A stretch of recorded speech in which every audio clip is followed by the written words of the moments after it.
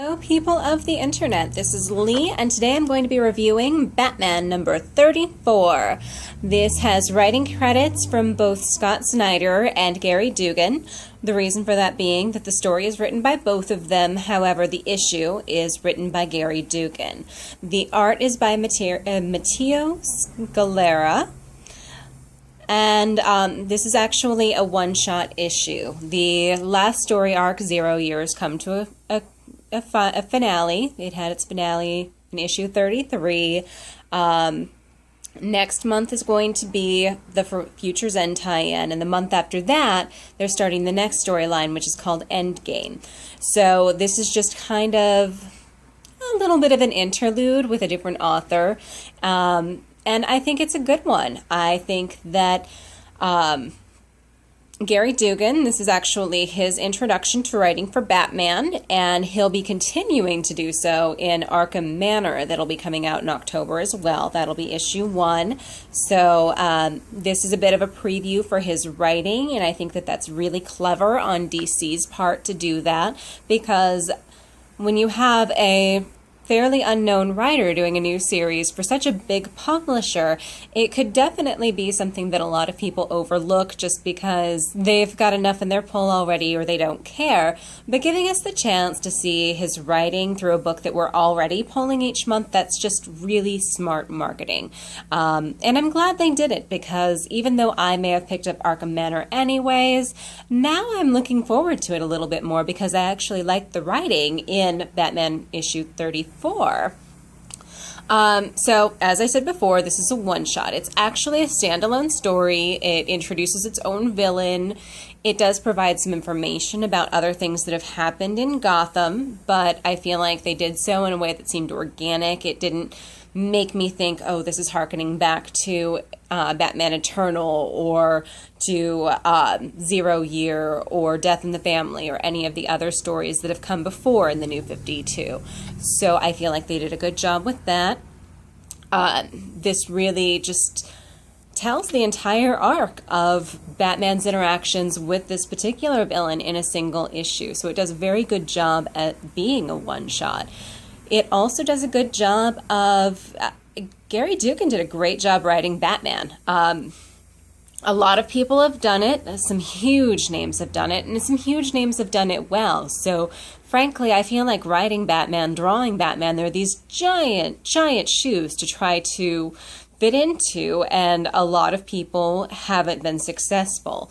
Gary Duggan, I don't know if it's because he's Scott Snyder is acting as a mentor towards him, since the story is something he developed and he really cares about, he still has his name on, or because Gary Duggan's just a really good writer. I don't think I've read anything else by him, but regardless, he did a really great job of writing Batman. He didn't write a one-dimensional Batman who hangs out in the shadows and swoops in to just get the bad guy. He wrote a Batman who truly cares about the victims and wants justice, wants to take care of people, who even makes a joke, which is so unusual for Batman that it even kind of plays with that. You know, it's noticed within the story that he told the joke. So Gary Duggan did a great job of writing Batman as a faceted character and not just a flat, emotionless character that I have seen him as in the past. And Scott Snyder's also been doing just a terrific job with everything he's touching with Batman. So I am going to credit him with some tutelage on this. But I think that this is a really terrific book to pick up, whether it's because you haven't read anything in the New 52 involving Batman before and you're curious, you've heard good things, and you want a good jumping on point to just pick up and read, or maybe you read Death in the Family but the next story arc didn't interest you and you got away from it, or maybe you're curious about Arkham Manor and you just want to get a taste for Gary Duggan's writing. There's a lot of reasons to pick up this book, and I think it's definitely worth purchasing. So yeah, the art's good, the writing's great. This one I really focused a lot more on the writing than the art.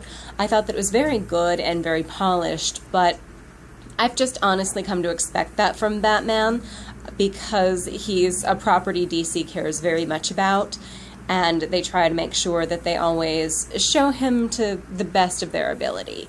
So for the writing, I'm very impressed by this book, and I do plan to pick up Arkham Manor. Probably I'll pick up Endgame as well, see how Scott Snyder's doing on it.